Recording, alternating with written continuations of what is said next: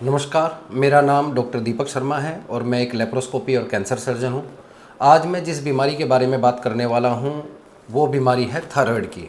अगर हम केवल भारतवर्ष की बात करें तो भारतवर्ष में 10 में से 1% को थायराइड की बीमारी है और ये बीमारी अगर महिला और आदमियों में बात करें तो ज़्यादातर बीमारी ये महिलाओं में होती है। थायराइड एक ग्रंथि होती है जो कि गले के बीच में होती है और ये शरीर में बहुत सारी चीज़ों को रेगुलेट करती है, जैसे वजन को भी, टेम्परेचर को भी, बहुत सारी चीज़ों को रेगुलेट करती है। थायराइड में बीमारी क्या क्या हो सकती है? बीमारी दो ही होती हैं, या तो थायराइड कम काम करना शुरू कर देगा या थायराइड ज़्यादा काम करना शुरू कर देगा। ज़्यादातर बीमारी जो होती है कि थायराइड कम काम करना शुरू कर देता है। थायराइड अगर कम काम करता है या ज़्यादा काम करता है तो उसमें लक्षण क्या क्या आते हैं? तो कुछ लक्षण है जो कि थायराइड कम या ज़्यादा काम करे उससे फ़र्क नहीं पड़ता, वो दोनों में आते हैं, जैसे कि एंग्जाइटी का रहना, ट्रेमर हो जाना, इरिटेशन रहना, मूड का ख़राब रहना, ये सब दोनों में आते हैं।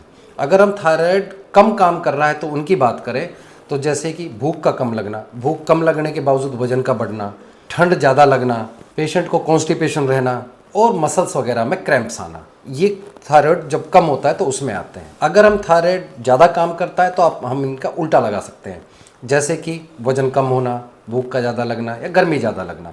जो मैंने आपको थायराइड कम में बताया, आप उनका उल्टा लेके चल सकते हैं। तो ये कुछ लक्षण होते हैं थायराइड के कम या ज़्यादा होने के। अब थायराइड की बीमारी को पकड़ा कैसे जाए? तो इसके लिए एक नॉर्मल ब्लड टेस्ट होता है जिसमें कि हम थायराइड का टेस्ट कराते हैं। T3, T4, TSH अधिकतर सभी ने सुना होता है।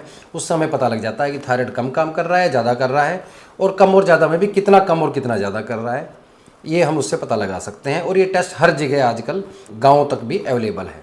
इलाज की बात करें तो मेनली जो थायराइड की जितनी भी बीमारी होती है उनका इलाज मेडिसिन से ही होता है। थायराइड कम काम करे, ज़्यादा करे, वो दोनों का ही इलाज मेडिसिन से संभव है और मेडिसिन से ही मैक्सिमम इलाज चलता है। अधिकतर परेशानी कहाँ आती है? परेशानी वहाँ आती है जब थायराइड की स्वेलिंग गले में दिखने लग जाती है। और जैसे कि मैंने आपको बताया कि ये बीमारी महिलाओं में ज़्यादा है तो उन्हीं में ज़्यादा परेशानी होती है। जैसे ही थायराइड की स्वेलिंग गले के बाहर दिखनी शुरू होती है तो सबसे पहला जो कंसर्न आता है वो आता है कॉस्मेटिक कंसर्न। या तो महिलाओं को खुद ही ठीक नहीं लगता, गले में एक सूजन आ गई है तो अधिकतर दुपट्टा वगैरह बांध के रखती हैं, या उन्हें कोई जब बड़ी हो जाती है तो बार बार कोई ना कोई बाहर टोक ही देता है तो उनकी कंसर्न बढ़ जाती है। थायराइड की जब ये स्वेलिंग बढ़ती है तो उससे आगे क्या परेशानी हो सकती है और क्यों इसमें सर्जरी की जरूरत पड़ती है? तो जैसे जैसे थायराइड की स्वेलिंग बढ़ती है तो वो ऐसा नहीं होता कि वो बाहर ही बाहर बढ़ती है, वो अंदर की साइड भी धीरे धीरे बढ़ती हुई जाती है।